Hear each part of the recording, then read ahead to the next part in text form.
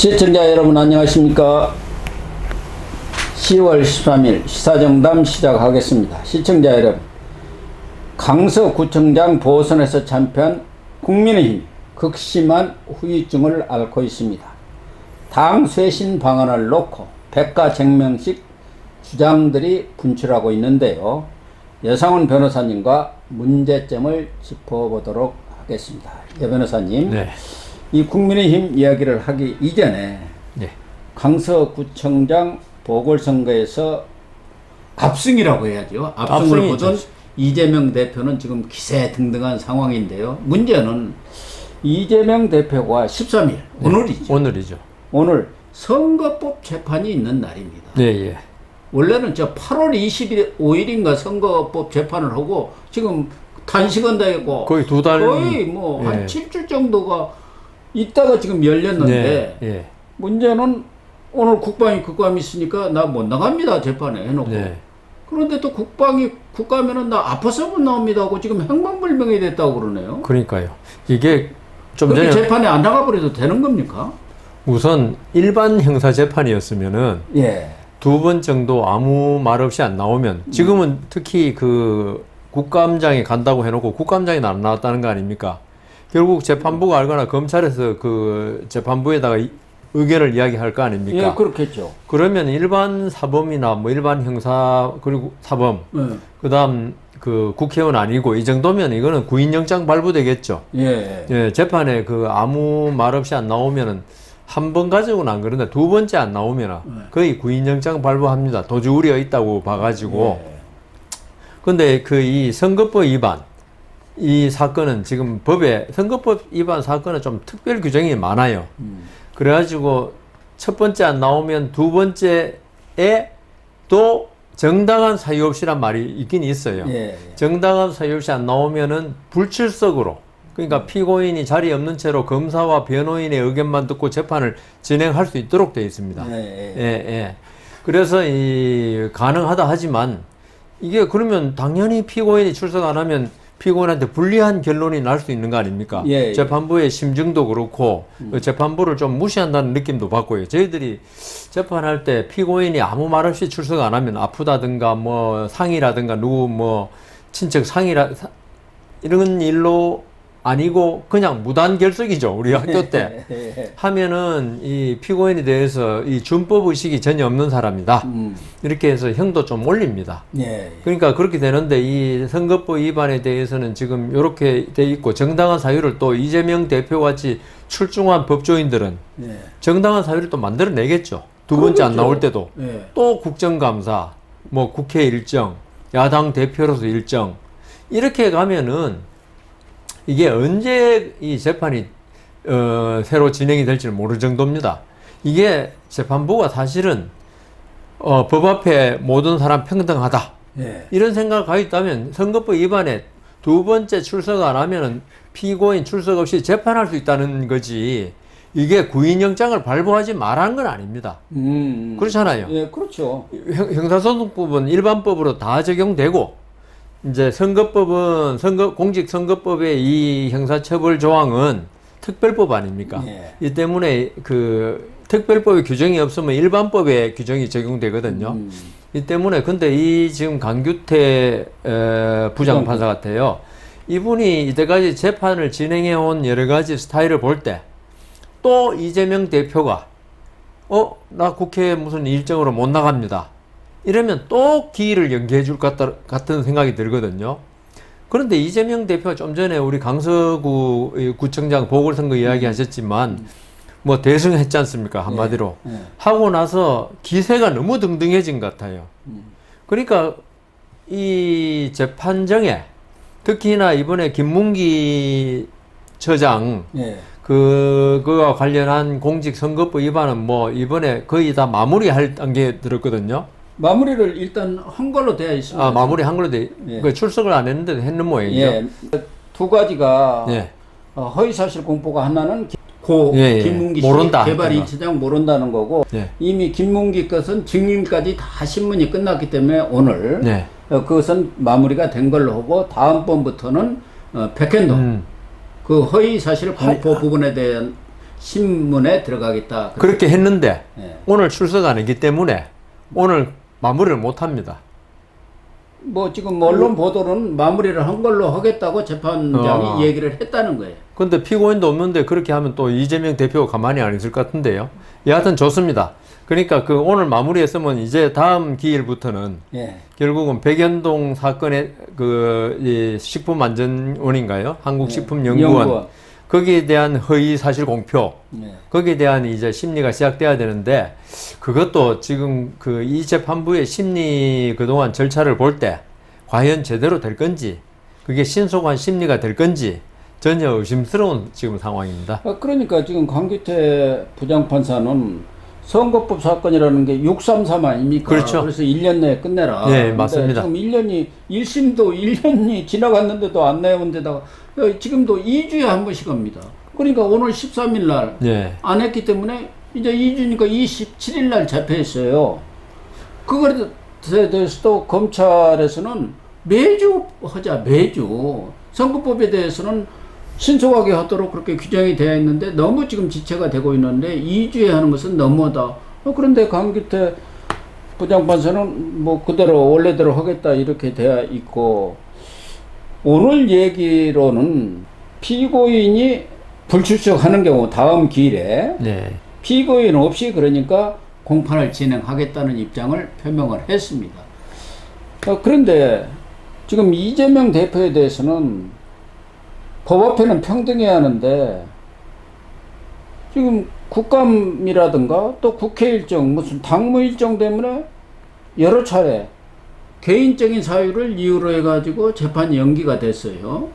그러면 일반인들도 보통 사람들도 이 국회의원도 하나의 직업 아닙니까? 그렇죠. 보통 사람도 직업의의를 갖고 있는데 오늘 내 해외 출장을 가야 하니까 출석 못 하겠습니다.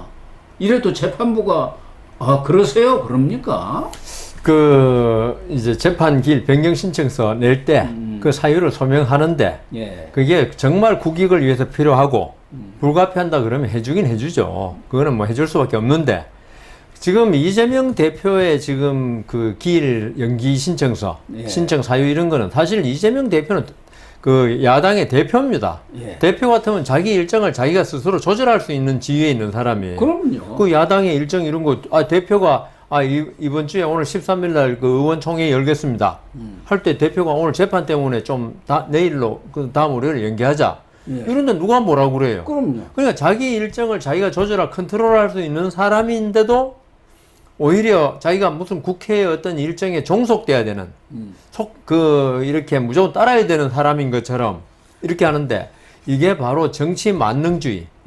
정치인이기 때문에 어떤 사법부의 어떤 행위에 대해서는 내가 굴복할 필요가 없다. 사법부는 내 밑이야.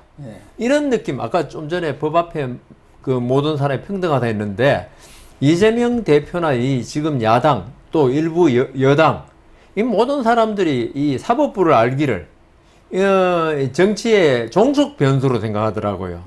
그 이재명 대표는 이게 특히 심하고요. 그래서 이재명 대표가 앞으로 지금 다음 기일 27일입니까?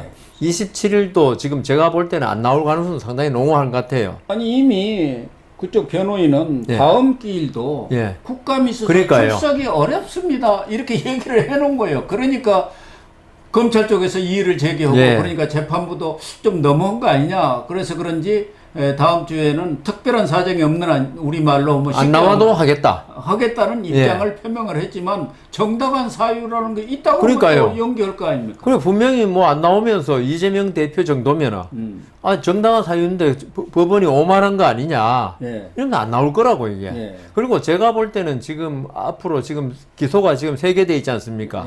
나머지는 다툴 여지도 많고 맞는 것 같은데 이 지금 공직선거법 위반은 사실은 입증이 쉬운 문제들이 많아요. 단순해요. 단순하고요. 단순하다고요. 뭐 김문기 처장 사건에 대해서는 이재명 대표가 오죽하면 안면 인식 장애가 있다고 할 정도로 자기의 지금 그 다툼을 법원에서 이런 그 심신미약이나 뭐 이런 거 있으면요.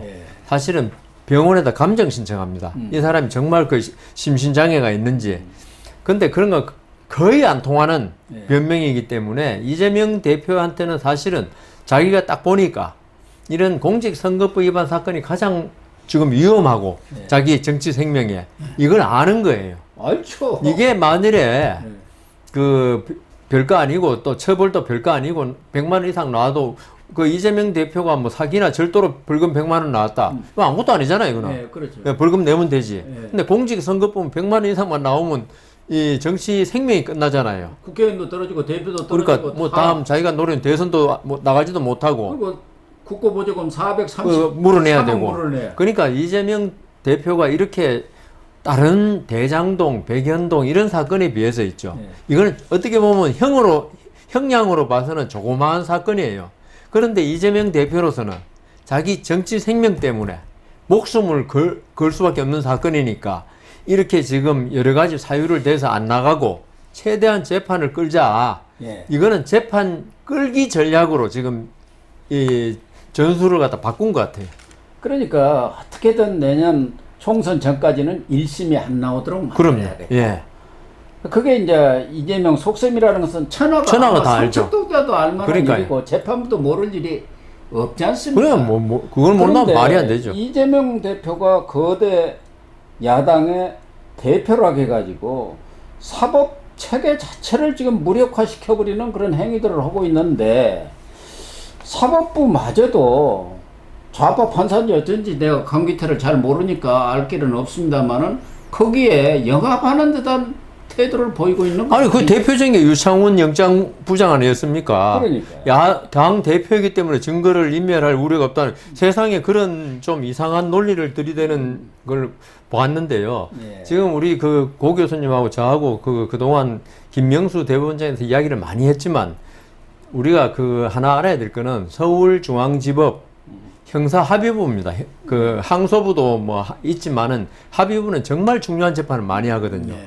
대법원장이 정말 관심 가지는 거는 있죠. 서울고등법원 형사부보다도 서울중앙지법 형사합의부 판사를 누구로 하냐가 그러겠죠. 대법원장이나 심지어 네. 대통령실까지 관심이 큽니다. 아, 그렇군요. 그러니까 거물 정치인, 다음 거물 경제인 이런 사람들 재판하는 데가 바로 서울중앙지법 형사합의부입니다.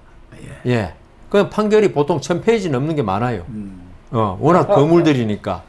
그래서 그 이게 본래는 이제 그 서울중앙지방법원장이 인사를 하지 않습니까? 예, 예. 인사라기보다도 이제 사무분담이라고 그래요, 우리는. 네. 인사는 법원 간의 이동을 인사를 하고, 그건 대법원장이 하고, 난 그 법원에 딱 들어오잖아요. 네. 들어오면 그때 이 사람한테는 형사를 맡길까, 민사를 맡길까, 가사는 가정법 따로 있으니까, 이거는 법원장이 정해요, 본래는.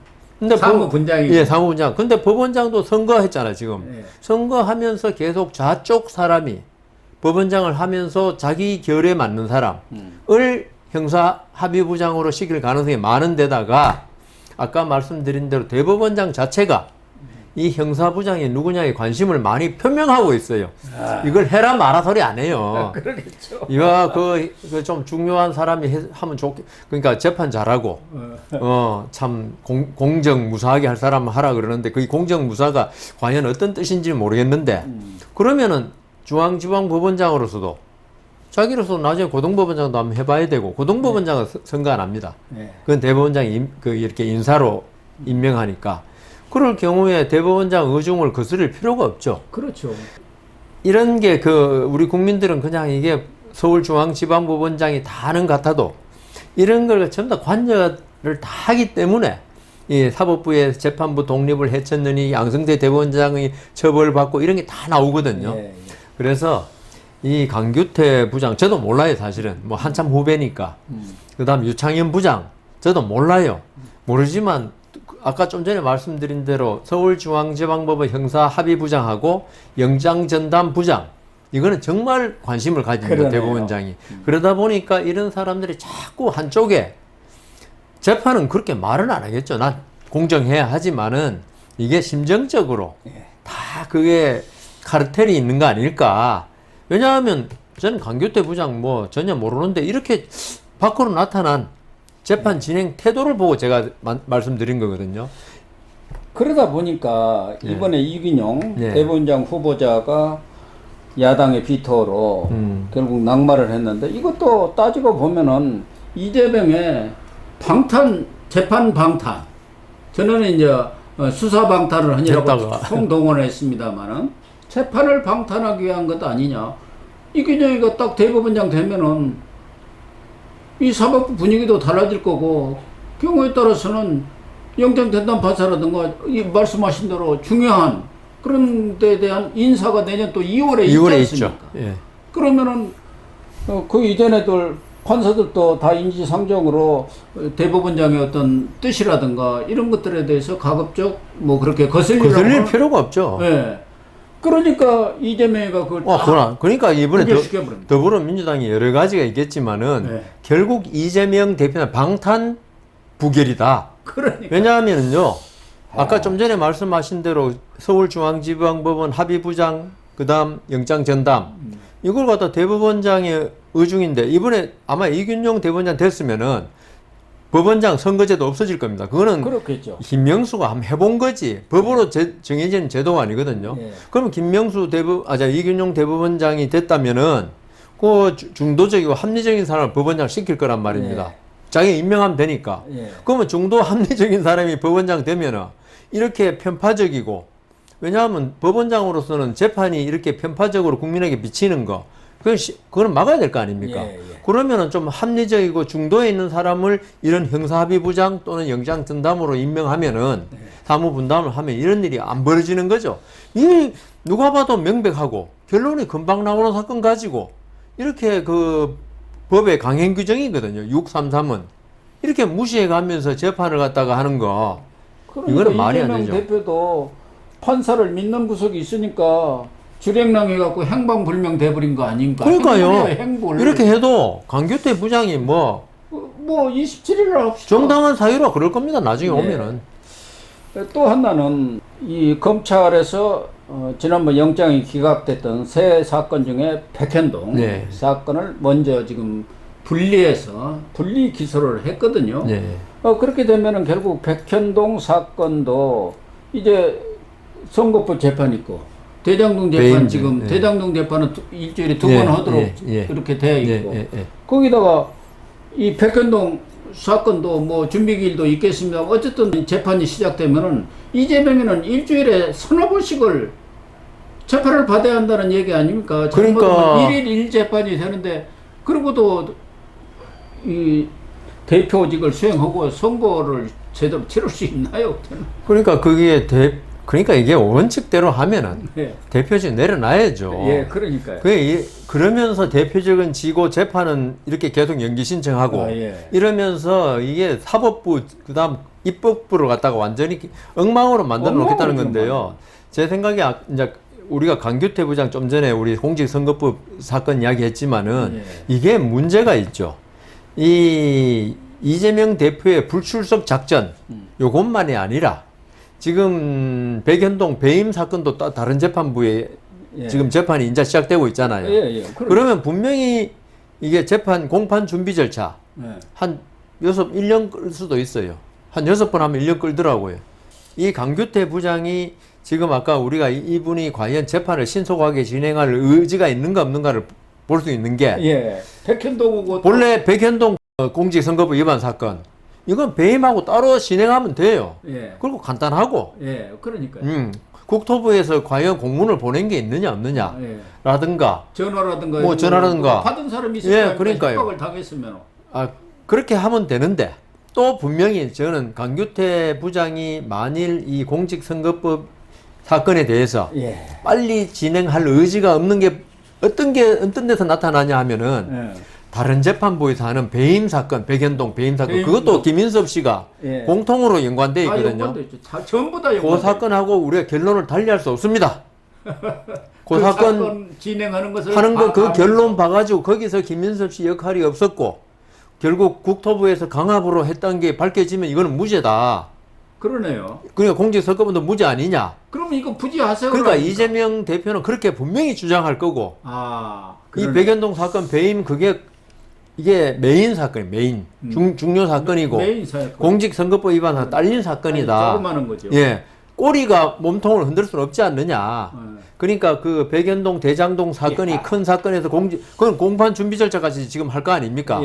거기에서 백연동에 관해서 김인섭의 역할, 그다음 이재명 대표의 4단계 용도 변경 역할, 허가 역할 이런 걸 갖다가 다 나올 거거든요. 그래야지 배임이 되니까. 그러겠죠. 그거하고 우리가 맞추겠다. 그래버리면 그 백연동 배임 사건이 한 1년 하면은 이건 뭐 놔두고 있는 거예요. 그래서 강규태 부장은 이제 인사하면 가버려야죠. 인사하면 갈 테니까 나는 이거 하면 안 돼. 내가 내 손에 핀 묻히기 싫어. 왜냐하면 잘못했다가는 좌표 찍혀가지고 난리 나니까. 그러니까 강규태 부장의 의지와 이재명 대표의 그 전략이 맞아 들어가게 되면 이거는 2027년 대선 전에 결론 나올지 의문입니다. 네, 진짜 우리 예 변호사님이 판사도 하시고 지금 변호사 활동을 열심히 하시니까 그런 내용에 대해서는 아주 우리 속된 말로 빠꼼이라고 하지 않습니까? 그건 많이 해봤잖아요. 저도 해봤으니까. 정말 예 변호사님 말씀대로 이렇게 본다면은 선거법 이 1심이 내년 총선 전에 나오는 것은 연목구 어려운 거는 연목구라고 이미 하는 거 보니까 불가능해졌고요.